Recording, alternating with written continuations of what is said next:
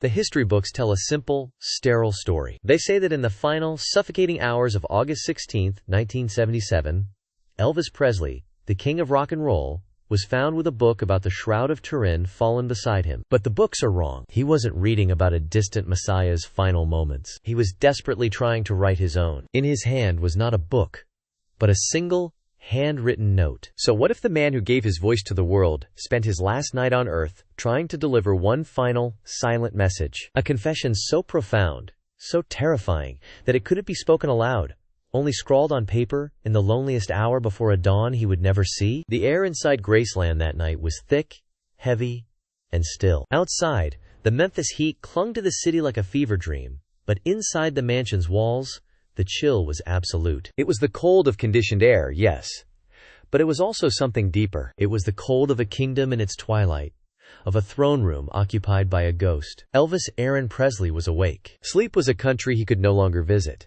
a stranger he passed on a long, dark road. For years, the nights had been his sanctuary, his dominion. The world slept while the king played. But now, the darkness offered no comfort. It was an accomplice to the silence, a vast, empty stage where his fears could perform, unlit and unapplauded. He moved through the gilded hallways of his home, not like a king, but like a prisoner pacing the velvet confines of a cell he had built himself. Each step was a negotiation with pain. His body, once a vessel of impossible energy, a lightning rod for the desires of a generation, was now a map of his own private wars. The flashbulbs had scarred his eyes. The roar of the crowd had deafened him to the whisper of his own soul, and the adoration of millions had left him profoundly, terrifyingly alone. He was 42 years old, but he carried the weight of 1,000 lifetimes. He wasn't looking for a stage. He was looking for a witness.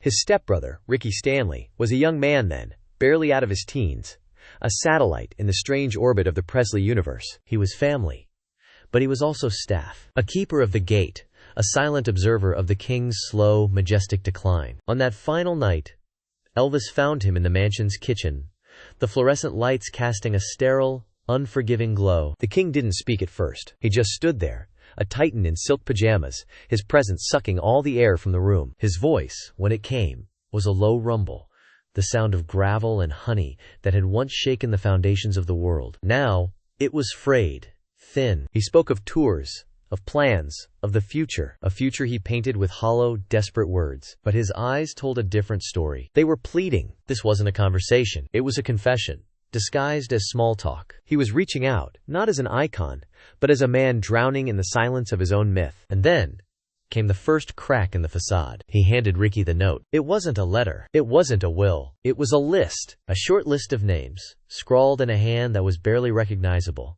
The elegant loops and strong lines of his famous autograph reduced to a spidery, desperate scrawl. And beside one name, a single, cryptic word. The name was Gladys. The word was forgive. This wasn't a plea to a god in the heavens. It was a message to a ghost in the ground. Gladys loved Presley, the mother he worshipped, the anchor he'd lost 2 decades prior, in 1958. Her death had been the original sin of his kingdom, the wound from which all other wounds had bled. The official story was a heart attack, brought on by a failing liver. But Elvis, in the labyrinth of his own guilt, had written a different story, a darker story. He believed his fame had killed her. He had plucked her from the humble soil of Tupelo, Mississippi, and transplanted her into the strange, artificial world of his celebrity. He'd given her a pink Cadillac, a mansion, everything a son could give a mother, except the one thing she needed: peace. He saw her wither under the spotlight's glare, saw the worry etch itself into her face as the world tried to claim a piece of her son. He was the king,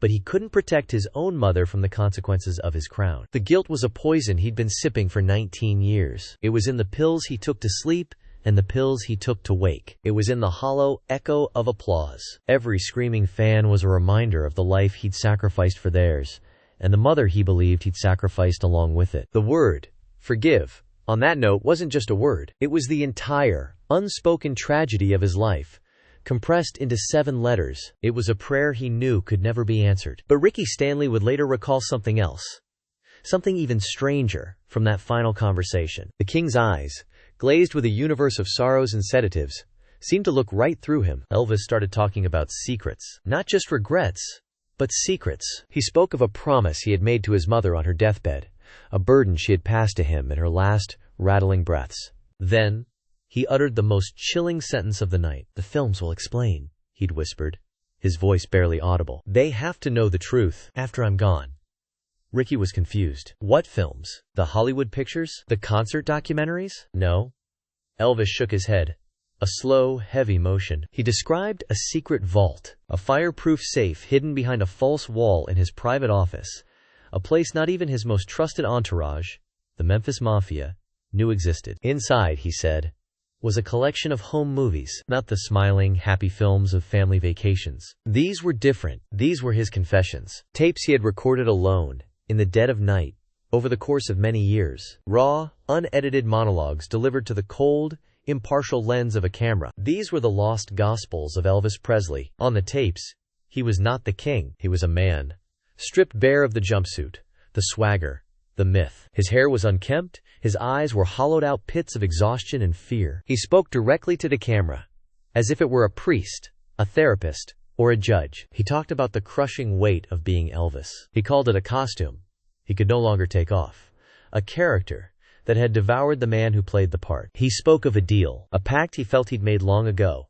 not with a devil at a crossroads, but with a hungrier, more demanding entity, fate itself. He confessed that on the night before his historic appearance on The Ed Sullivan Show in 1956, the night that would seal his destiny, he had wandered out into the New York City darkness, terrified of the magnitude of what was coming. He looked up at the indifferent sky and made a promise. He would give everything. He would sacrifice normalcy, privacy, peace, all of it, in exchange for immortality, for a legacy that would never die. He said he felt something answer him that night, not a voice, but a presence, a cold certainty that settled deep in his bones. The deal was struck. From that moment on, he was no longer just a boy from Tupelo. He was an idea, a symbol, and the price of that symbolism was his own humanity. He explained on the tapes that he felt he had been paying the price ever since, an installment plan of grief, paranoia, and isolation. But the confession went deeper, twisting into a place of primal, psychological horror. He began to talk about his twin brother, Jesse Garon, who had been stillborn just minutes before Elvis's own birth, on January 8, 1935. This was a known fact of his life, but Elvis spoke of it not as a tragedy, but as the core of his spiritual identity, the source of all his power and all his pain. Gladys, he claimed, had told him a secret on her deathbed, a piece of family folklore, or perhaps a mother's desperate attempt to comfort a grieving son, that he had taken as literal, unshakable truth. She told him that when one twin dies, the surviving one gets all the strength, all the talent, all the spirit of the two combined. "I was never alone," the king confessed to the silent camera, his voice cracking. "He was always with me. Jesse, he's the one who could really sing. He's the one who had the moves. I was just the body, the vessel."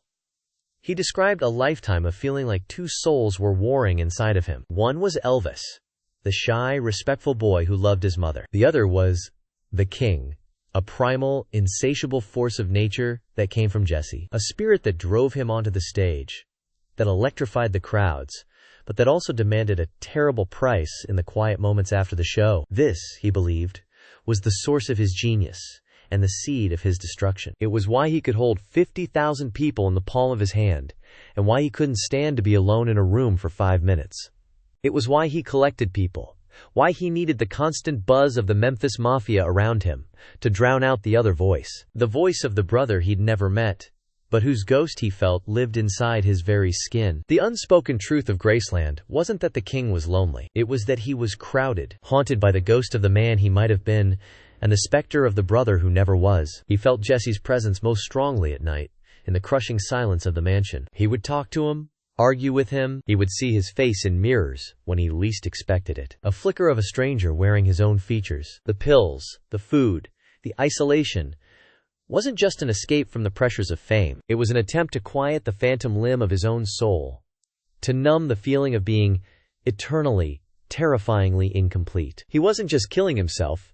He believed he was trying to exorcise a ghost. Back in the timeline of that final night, the weight of this hidden world pressed down on the king. He had unburdened himself, if only to a roll of magnetic tape. He had given Ricky Stanley the key, the cryptic instruction to find the films. He had scrawled his desperate plea for forgiveness to the one person he believed would understand the dual nature of his soul. His duty was done. He dismissed Ricky, the young man's head swimming with the impossible gravity of what he had almost been told. Elvis watched him go, and then he turned, making his way through the silent house, on his final journey, not to the kitchen or the jungle room, but to his most private sanctuary, the upstairs bathroom and dressing area. It was more than a room.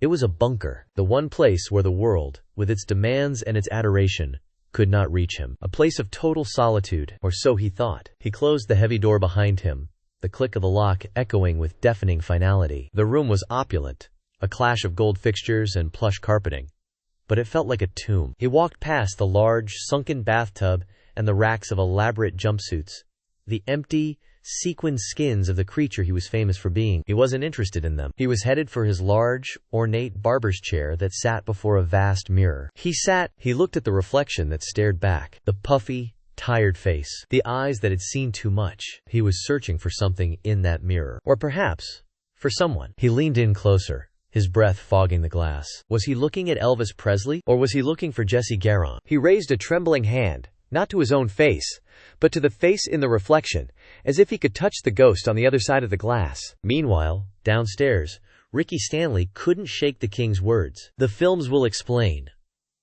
It was a command, a final wish. He knew he couldn't wait until morning. He felt a chilling premonition, a sense of an ending hurtling towards them all. Driven by a loyalty that transcended his role as an employee, he made a decision. He had to find that office. He had to find that hidden safe. He had to find the truth before it was too late. He made his way to Elvis's private office, a room he rarely entered. The air was still, smelling of leather, cologne, and something else finality. He scanned the wood-paneled walls, his hands tracing the contours, searching for any sign of a seam, a hidden latch, a false panel. He felt a sense of panic rising in his chest. What if he couldn't find it? What if the king's last words were just the ramblings of a tired, broken man? He knocked on the walls, listening for a hollow sound. Nothing. Then, he remembered something Elvis had a fondness for. A peculiar obsession with the number 2. Two-tone cars. Two-sided records. He looked at the bookshelf. It was filled with spiritual texts and books on numerology. He pulled out the second book from the second shelf. It was heavy. As he lifted it, he heard a faint click. His eyes darted to the wall behind the shelf. A section of the wood paneling,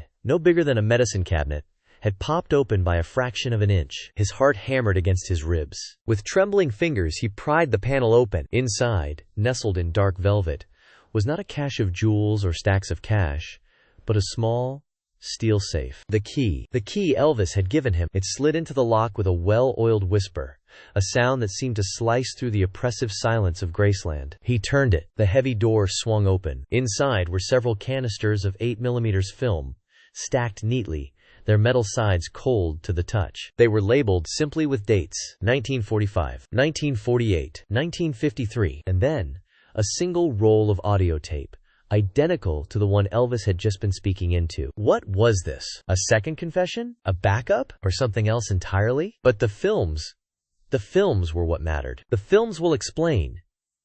He had to see what was on them. Now, he scanned the office, a frantic energy seizing him. A projector. There had to be a projector. Tucked away in a deep mahogany cabinet, he found it. An old, sturdy Bell and Howell, the kind Vernon Presley might have used to document his son's meteoric rise. Ricky's hand shook as he threaded the first reel, the one from 1945. His breath caught in his throat. What was he about to witness? The final, secret testament of a king? He switched it on. The fan whirred to life, and a bright, empty square of light hit the opposite wall. Then, the sprockets caught. A flickering, silent image appeared. A small, wood-frame house, the Tupelo birthplace. A young Gladys Presley, radiant and smiling, holding a baby. It was Elvis, no doubt. The camera was shaky, the image grainy, but the love was palpable. Ricky felt a lump form in his throat. It was just an old home movie. What was so important about this? Then, the camera panned, and everything Ricky Stanley thought he knew about the world, about the man he served,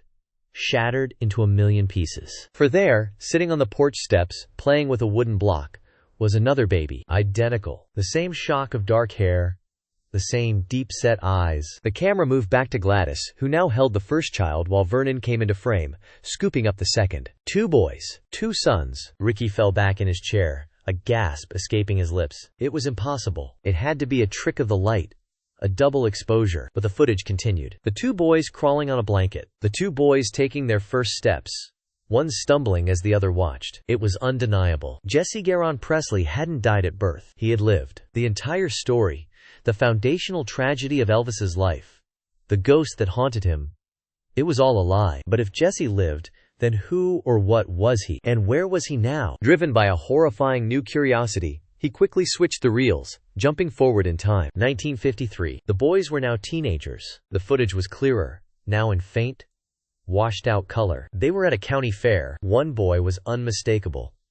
Elvis. The swagger was already there. He was laughing, combing his hair, surrounded by a small group of friends, basking in their attention. He was alive, electric. Then the camera found the other one, Jesse. He stood apart from the group, leaning against a fence post, watching. The same face, the same features, but different. Where Elvis was a bonfire, Jesse was a shadow. There was a quiet intensity in his eyes, a coiled stillness. It wasn't sadness. It was something harder. Resentment. Envy. He looked at his brother, the star, with an expression of pure, unadulterated poison. The scene changed. They were behind the fairgrounds, near a river. Just the two of them. No sound, but the body language was screaming. It was an argument. Elvis was animated, pleading. Jesse was stone-faced. Elvis reached out, grabbing his brother's arm. Jesse violently shoved him away. The camera shook wildly, as if the person filming was startled. Then, Jesse lunged. The film flickered, jumped, and then snow. White noise. The reel ran out. Ricky sat in the darkness,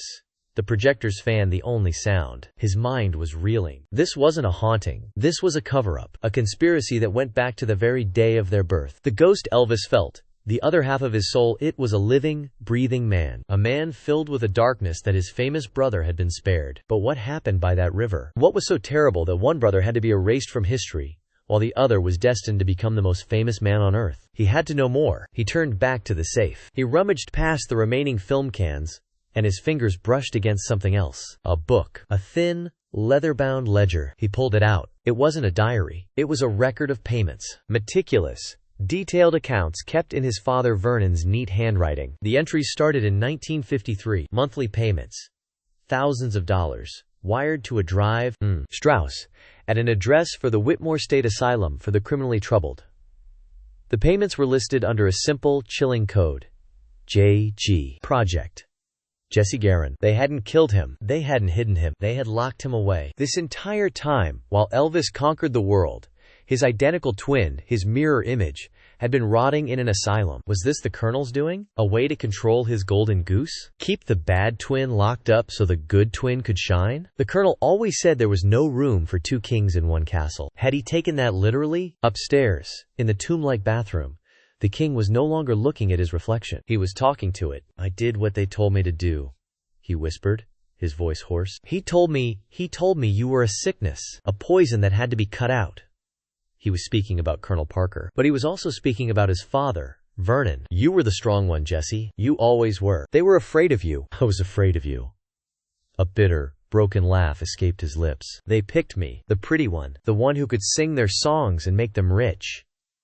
His eyes, staring into the mirror, weren't looking at a ghost. They were looking at a memory, the memory of the fight by the river, the memory of the choice that was made. He wasn't haunted by a ghost. He was haunted by a betrayal, the ultimate sin, the one that had poisoned every success, every gold record, every sold-out show. He had stolen his brother's life, and now, the debt was coming due. Downstairs, Ricky's blood ran cold. He slammed the ledger shut. The weight of the secret felt physical, crushing. He had to get these films, this ledger, out of the house. He had to expose it. This was the truth Elvis wanted him to find. This was the explanation. But as he stood up, his legs unsteady, he heard a floorboard creak in the hallway just outside the office. He wasn't alone. Someone else was in the house. It wasn't one of the maids or another member of the entourage. It was late, almost dawn. This was a stealthy sound, a knowing sound. Had someone been watching him? Did they know he had found the safe? Ricky ducked behind the desk, his heart pounding a frantic rhythm against his ribs. He held the ledger to his chest like a shield. He had stumbled into something far bigger than a family secret. This wasn't just about Elvis and a long-lost brother. The monthly payments, the asylum, the sheer scale of the deception. This had the Colonel's fingerprints all over it. And the Colonel was not a man who left loose ends. The silence stretched on, thick and suffocating. Was the person gone? Or were they waiting, just outside the door, listening for the slightest sound. Then, he heard a new sound. From upstairs, a heavy, sickening thud. The sound of a body hitting the floor. It echoed through the silent mansion. A sound of absolute finality. Ricky knew, in that gut-wrenching moment, that the king was dead. And he was trapped in the dark, holding a truth that was now more dangerous than ever. The silence was broken by the slow, deliberate turn of the office doorknob. Ricky's breath hitched in his throat. Every instinct screamed at him to run, to bolt. But he was paralyzed behind the heavy oak desk. The door swung inward with a soft whisper, revealing a tall silhouette against the pale, pre-dawn light of the hallway. The figure stepped inside, and the shadows fell away from his face. It was the king's face, but broken and reforged by a lifetime of hardship. The same strong jaw, the same dark hair, now streaked with gray. But the eyes, they held none of the sad, soulful fire of Elvis. They were chips of ice. It was Jesse Garon. Jesse's gaze swept the room. The open safe, the projector, the film cans, before landing on Ricky, crouched behind the desk. There was no surprise, just a grim, weary acceptance. He felt it, didn't he? Jesse's voice was a low rumble, a cracked and unused version of the most famous voice on earth. Always did. Felt me coming, home. Ricky, clutching the ledger, found his own voice, a choked whisper. What did you do? Jesse's eyes drifted upward, towards the ceiling, towards the room where his other half lay still. A flicker of profound sorrow, not victory, crossed his features. I didn't have to do a thing, he said softly. He signed his own death warrant by that river. Tonight, the contract just came due. He walked towards the desk, his movements quiet, measured. He ignored Ricky, his attention fixed on the ledger. They told him I was the poison, Jesse mused, a bitter smile touching his lips. The shadow that had to be cut away for the light to shine. But they got it backwards. He finally looked at Ricky, his gaze piercing. All that music, the movies, the screaming girls, it was just noise. Noise to drown out the silence where I was supposed to be. He wasn't a king. He was a ghost, haunting his own life from the day they chose him over me. Ricky stared, speechless, as Jesse reached out, not for the ledger, but for a can of film. He held it for a moment, weighing it in his hand. The proof. The world wanted a fairy tale, Jesse said, placing the can back on the desk. They got one. A pretty one. But every fairy tale has a monster in the dark. I was his. He turned, his back to Ricky, and started for the door. He called for me, you know. At the end, when all the doctors and the money and the fame couldn't help him, he just wanted his brother. A profound, lonely silence filled the room, broken only by the distant wail of approaching sirens. Jesse paused at the door, glancing back one last time. He wasn't a threat. He was a conclusion. You tell the story, boy, he commanded, his voice raw with finality. You tell the whole damn story. Let the world know their king died from a broken soul, not a broken heart. And with that, he was gone, a phantom melting into the morning light, leaving Ricky alone with the silence, the sirens, and the terrible, tragic truth. As the first flashing lights painted the windows of Graceland blue and red, Ricky knew his life was changed forever. This was more than a secret. It was a legacy. A story of the brother who became a king, and the king who was never anything more than a brother. The official story is history. The truth is forever. To uncover more secrets and explore the stories behind the legend, make sure you subscribe to forever_Elvis_stories. Don't let the truth fade away.